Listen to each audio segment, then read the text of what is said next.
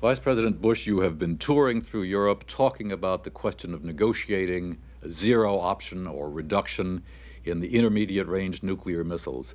Is it your own personal feeling that it can be accomplished, that it will be accomplished in time to prevent the deployment of the Pershing II missiles next December? Well, first place, we are very serious about arms reduction and about negotiation to achieve arms reduction. I can't make a prediction on exactly when it'll happen, but I would say it is distinct possibility that it will happen because we found the alliance together, we found them sticking with the two tracks, and so all I know is that our negotiator, Mr. Nitze, is there saying, come on, let's see a good proposal, and yes, it can happen. From CBS News, Washington, a spontaneous and unrehearsed news interview on Face the Nation with Vice President George Bush. Vice President Bush will be questioned by CBS News national security correspondent Robert Pierpoint, by Michael Gettler, national security reporter for The Washington Post, and by the moderator, CBS News correspondent George Herman. Face the Nation is produced by CBS News, which is solely responsible for the selection of today's guest and panel. Mr. Vice President, when you talk about a two-track system, I presume you're talking about negotiating while continuing to deploy these new weapons, the Pershing IIs. Yes. That extends the time a little bit. It's going to take, what, 2 years to deploy the Pershing IIs? They won't be fully deployed till sometime in 1985. Yes. Although this is a serious matter, let me put it in sort of a, if you were a betting man, would you bet that all the Pershing missiles will be deployed, or will you think that there would be some agreement before that process is through? I wouldn't bet one way or another, but I would say that that negotiating track, the willingness to stay at the table as long as it takes to reduce and hopefully to achieve what we want, moral end, elimination of an entire generation of these nuclear weapons, I believe we'll be successful in negotiation. Can't put a time frame on it, but as I said in Europe, what goes in can come out. If we are compelled to deploy because the Soviets are not as forthcoming as our allies would like to see them, we will continue to negotiate.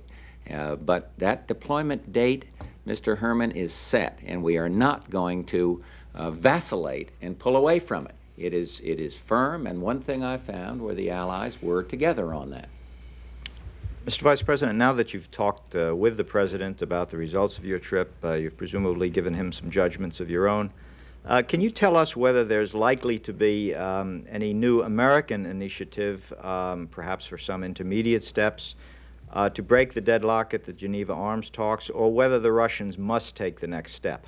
Well, Mr. Gettler, as you know from your incessant travels around Europe, our position is that they should come forward with a new and reasonable proposal. We think the proposal they made, and our allies totally agree, was unreasonable. But I have reported in confidence to the President, and he will be making a determination whether we should do something different in order to encourage the Soviets to do what we've asked. But we are not going to depart from this moral objective, ridding the world, if you will, banishing forever an entire generation of these weapons. I can't tell you. I have had an adequate opportunity to report to him and with the Secretary of State there, and what the President will determine on this, I just don't know. Mr. Vice President, when you were in Geneva, you met with the Soviet disarmament delegates. Did they give you any reason for believing that they would, in fact, ever accept this so-called 0-0 option?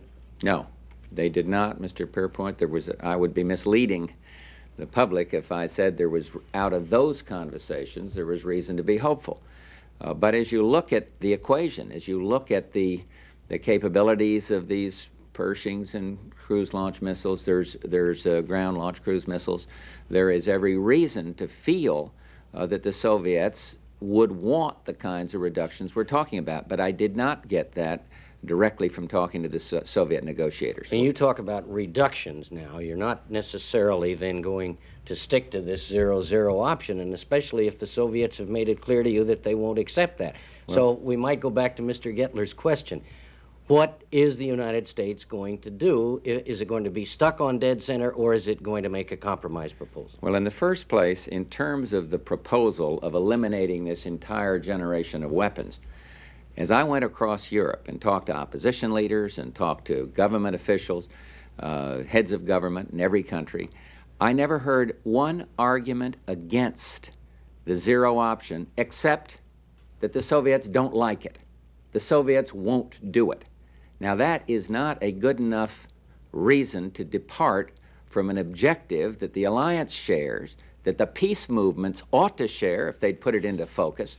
How much better than a major reduction than a freeze, for example? So maybe there is a way, an intermediate way to get from here to an objective that every thinking person, including the Soviets, should share. And it is that the President is considering right now, bringing home in confidence to him suggestions from the world leaders. Just when do you think, coming back to your first answer, Mr. Vice President, when do you think the President might decide whether or not this country or the Western Alliance ought to do something to encourage the Soviets to go further than they have?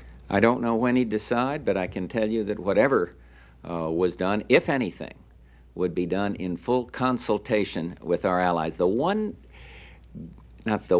a good thing out of this trip that I've just finished is that I think the European allies understand that we were operating in the true spirit and letter of the word consultation. One of the things that the Europeans, as you know, also are very concerned about is the question of whether there will be a summit meeting between President Reagan and the Soviet leader Yuri Andropov. Again, since your return, since your discussions abroad, and now that you have some feeling from the President about these matters, has that been advanced at all? Is it any more likely now that there at some point is going to be a summit meeting? Well, I wouldn't say that the trip itself accelerated or decelerated the need for a summit, but if I could be permitted just a couple of seconds, it was President Reagan that said to Brezhnev, "I'd like to meet you at the UN on a casual basis." It was President Reagan who has said he is prepared to go to well-prepared summits. So in other words, we don't lift the hopes of a world desiring arms reduction only to have them dashed down out because of failure to prepare. And as we said in Germany, which got the zero option back on focus, I'll drop everything. I'll stop anything I'm going, go anywhere, anytime to sign an agreement to eliminate an entire generation of weapons. So there are three kind of guidelines, you might say, and each of them leads to the fact that our president, under certain conditions, would be willing to meet with Mr. Andropov. Some in Europe felt he wouldn't do it at all. Mr. Bush, if I may play the devil's advocate for a moment, or the Soviet Union's advocate in this, Mr. Andropov has proposed a rather vague plan that would allow the Soviets to keep a number of missiles equivalent to the nuclear missiles now in France and Great Britain. That does sound, on the surface, like a somewhat reasonable proposal, since Britain and France are America's allies. What is your answer to that? Well, our answer is that the British and French systems, first, they're sovereign systems, and we've always been talking about U.S.-Soviet balance. Secondly, they're strategic systems, not intermediate nuclear force systems. And thirdly, what would happen if we did that? We would be decoupling. We would be decoupling a U.S. guarantee from Europe, pulling ourselves away from our allies by that. And so these objections are objections that the Soviets have understood in the past, in other negotiations, and we are not about to count the British and French systems as we reach for this moral end. But don't they have a certain justification in their view by saying that, after all, whether you call them strategic or intermediate range nuclear missiles, whether they're fired by NATO as a unit or whether they're fired by the British and the French, Moscow is going to be just as vulnerable, just as many Soviet citizens are going to be dead. Sure. And when you look at them in terms of the total deadly megatonnage of warheads, yes, they should be counted. They're a fraction, just a tiny fraction of the full total. But somewhere along the line, and if one can ever finally resolve the whole question of all of nuclear disarmament, yes, they should be considered. But they ought not to be injected into the intermediate nuclear force discussion when they've never been in there before ought not to be injected as a way to forestall an objective that the entire world should welcome, getting rid of all these weapons. Mr. Vice President, did the European leaders that you spoke to ask you if President Reagan is going to run again? Is that on their minds? And I ask this because it's a question of whether it's a factor in the Soviet negotiating strategy on arms control, whether they wait and see what Reagan does. No, they didn't ask, but I bet you they were all very interested. We tried on this trip to stay out of European elections, the elections in France, the elections in Germany. I hope I was successful, and they very tactfully did indeed, in our consultations, stay out of any discussion of election politics. But I think they're keenly interested in that. Mr. And Vice President, it didn't come up, though. I'm sorry. Let me ask you a question. I've been sort of fascinated by some of the, you'll pardon my saying so, high-flown rhetoric in this. Banish an entire generation of weapons, banish from the face of the earth an entire class of nuclear weapons and so forth. Does that mean that if a 0-0 option agreement were reached, that any Pershing missiles which had been built in the United States would be dismantled or destroyed? Sure, if that's the kind of agreement we can reach, absolutely. And so would the SS-20s, and so would the 4s and 5s. Now, that leads you to any such agreement being verifiable. But absolutely, that is the president's, and it is high-flown rhetoric, but it's a worthy thought in a world that's troubled by this frightening nuclear threat. And we want reduction, not a freeze. We want a reduction. And if the rhetoric's high-blown, fine, Well, let me because take we're you out dealing of with morality here. Beyond the rhetoric for just a moment. I don't see reasonably how you can separate one class of nuclear weapons totally in negotiations from another. If you have tactical, if you have intermediate, if you have strategic, they're really all part of the question of the death of the earth in a nuclear exchange. Are you satisfied that progress is being made, that the Russians are seriously interested in reducing the threat of nuclear death of Earth? I would think they would be, yes. I don't see how any country, especially one that's has lost many soldiers as they have in various wars, would be disinterested in reducing this threat. Are they showing but it? They are not showing it, and they are being very iron-willed. And part of the reason they're not showing it is because they think they can win a propaganda battle and keep us from doing that other track, that deployment track of the NATO decision. And they've focused on public opinion. They've highlighted their positions in terms of injecting themselves into the German elections. And I think it's going to backfire on them. But clearly, if they can have the status quo where they have 1,200 intermediate nuclear force warheads and we have 0 as an alliance, they would like that. Our president and the allies, the heads of allied governments, are determined that that monopoly not continue to exist. And they have a monopoly. And that's not reasonable, and it's not conducive to peace. Let me take you from nuclear weapons to pistols, namely the confrontations that we've seen between American Marines in Lebanon and the Israeli troops and tanks there. Are you worried about the possibility of some kind of clash disturbing the peace in Lebanon, slowing the process of getting a withdrawal from that country? Yes, I'm concerned about it. I'm not concerned about a clash with Marines necessarily, but I think that event did highlight the need to get on with the withdrawal of all foreign force, and that means Syrians, that means PLO fighters, that means Israelis from Lebanon. What's the problem? What's holding it up? Well, there have been all kinds of things holding it up, including at one point whether a peace treaty between Lebanon and Israel was a sine qua non, was necessary to do this, security guarantees that one side is asking. So there's several specific problems, but I think there's now a kind of a realization that we must have this withdrawal. And the way we look at it, it's just a step. We want to see Lebanon be Lebanon, if you will, reconstituted, free, controlling its own destinies, free of foreign force, and then we want to get on with a solution to the age-old Palestinian question. Our president put forward a proposal. He's going to stick with that proposal. Mr. Vice President, Philip Habib, the roving ambassador, is now back in the Middle East, and we understand that he has gone with a plan to let Lebanon be Lebanon in degrees by sending more foreign troops into Lebanon, including more Americans, perhaps doubling the amount of U.S. Marines there, while the Israelis and the Syrians withdraw. Is that the case? Well, I won't go into the specifics of the plans, but I think we would do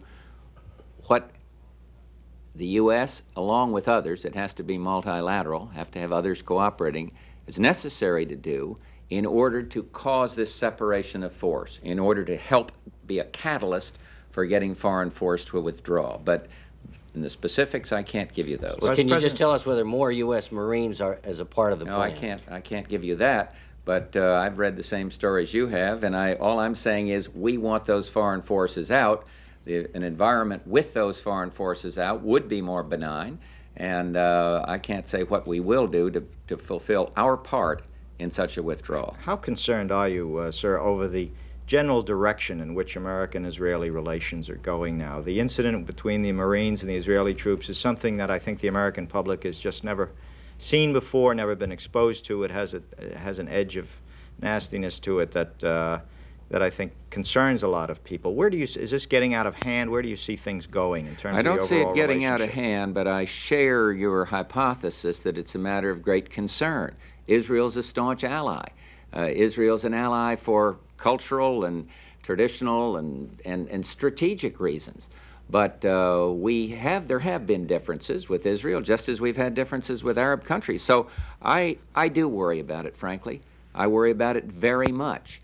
And I think the best way to facilitate an improvement of relations would be to have the kind of withdrawal from Lebanon we've been talking about. Does the administration think the change in the Israeli government and the Israeli cabinet, the change of portfolio of Defense Minister Sharon has any impact?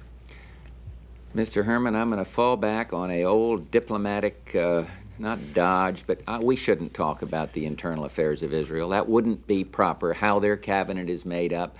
And it is a matter of, it's widely debated, but I just can't help you on that. Well, let me take it another way. Do you think that there is a momentary disarray in the Israeli government which would slow things down, negotiations, for example? Well, I wouldn't think it would slow down the negotiations, but I don't know. I have to reserve on that. I don't think it will, because I think there's an urgency now, and I think Mr. Begin sees it. I know we feel that. I know that Jamal in Lebanon feels that way. So I hope it wouldn't slow down negotiations. Mr. Vice President, I'm not going to be quite as tactful as the Allied leaders that you met with in Europe. I'm going to ask you, is President Reagan going to run again? And if you don't know the answer, could you tell us when you would like to know the answer? I don't know the answer, but I have a strong gut feeling that he's going to run again. I've said it before, I'll say it again, and I'll add to it, he should run again.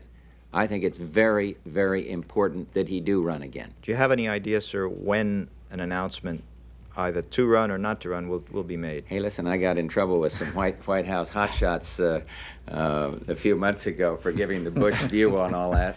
And I really think that the president is competent of making this determination. Well, no, obviously he is. But I mean, the question of timing affects so many things in foreign policy, economic policy, everything else. That was the original Bush position. I've changed it now to say that because the signals are out there. It's no longer operative? No, well, the signals are there. Well, Paul Laxalt's up there. He wouldn't be there if he didn't feel the president was going to run. So after that Laxalt announcement, I said to myself, well, look, if there's anything that makes clear the president's intentions, as of now, it's that. And Bush, there's no point you getting caught up in when somebody ought to do something. Speaking of original positions and getting yourself in trouble, Mr. Bush, would you care to discuss voodoo economics at this point, in the sense that your reference was to the difficulty, I believe you thought the impossibility, of cutting taxes, increasing defense spending, and reducing the deficit? Well, and you proved to be right, that it has been difficult. Well, I had differences with President Reagan in terms of an economic formula until the fall of 1980, when we were on the ticket together, and he came out, as you may remember, in Chicago with a detailed economic plan that I enthusiastically agreed with and campaigned for. So that is the way I would answer it, and believe me, everybody asks. Well, what about the $200 billion deficit that is now projected? That's why I maintain that you turned out to be right. Well, I think the $200 billion deficit is too big, but so does the president. Isn't but it? May I finish? What I also think, though, is that the inflation rate at 3.9 is better than 12.5. I heard Mr. Mondale, they said, what did you do if you get elected president? You know what he said? Bring down interest rates. You know where they were when we came in? 21%. And he'd bring down interest rates? My gosh. I mean, I believe that many of the things that the president said were going to work are working. They're helping the poorest families dramatically. A person with a $15,000 income is far better off. Now, those that don't have a job aren't. But let me give you one other thing. The reduction in unemployment for January was the equivalent of a $5 billion jobs bill. Just that tick from 10.8 down to 10.4. Now, that is dramatic recovery. And Reagan is right on the mark in terms of how this economy should recover. Will there be an additional jobs bill? I think there will be some compromise, and you've heard, and most of your listeners, I think, know that the president's gone up there not to depart from fundamentals, but to maybe accelerate some kinds of already committed funds that will impact on those that are out of work today, but there won't be any make-work stuff. Let me bridge our first and apparently last subjects with a question that's sort of between the two. Is the MX missile dead? You have to Or wait. extremely ill? No, I don't think so. I don't think so. I want to go What do you back think is to going to happen? Well, I can't make a prediction. I know a little bit about the deliberations of the commission. Let's wait and see what the commission says. I want to go back to the political signals that you brought up. How do you read the political signals being put out by Senator Howard Baker when he says that he's not going to run for the Senate again? I take Senator Baker at his word. He's interested in running for the presidency. I don't think what the position he's taken today has anything to do with running for president in 1984. You don't think it's a signal to Mr. Reagan that he better make up his mind pretty soon what he's going to do? I take the senator at his word. He says, no, it's not. And I believe him. And maybe I'm too credible. Maybe I'm a guy that goes along with what people say. But I see no reason to challenge the word of the majority leader. I think he's telling the truth. Let me take you to another large unresolved story, and namely whether you learned anything on your trip more about the alleged connections between the Bulgarians and the attempted assassination of the Pope. And also a second part of it, which is purely speculation, but it's surfaced now, and that is that the United States may be downplaying this because it essentially would make it impossible to deal with Mr. Andropov, who was a former KGB We're not head or anything. upplaying it or downplaying it. It's in the courts. The courts will do their job. We are very interested to see the truth come out on this matter. It's a matter of conscience. It's a matter that's shaken the entire world, these allegations. But we reserve enough fair play to say that it's in the magistrates over there, their hands. They are credible. They will do a good job. And that's as far as we go. But the idea that we don't want the truth to come out is absolute hogwash, total. But how about the part of Mr. And I Edwards' didn't get into those discussions. the premise that if we did find something of the sort, it would make dealing with Mr. Andropov more difficult? Well, I've got to be candid. I mean, if your hypothesis is if he personally was involved, clearly it would be difficult. The Holy Father, the Christian head of a great faith. Thank you, Mr. Bush. I'm sorry at this point we're out of time. Thank you for being our guest on Face the Nation. Today on Face the Nation, Vice President George Bush was interviewed by CBS News national security correspondent Robert Pierpoint, by Michael Gettler, national security reporter for the Washington Post, and by the moderator, CBS News correspondent George Herman. Next week, another prominent figure in the news will face the nation. This broadcast was produced by CBS News.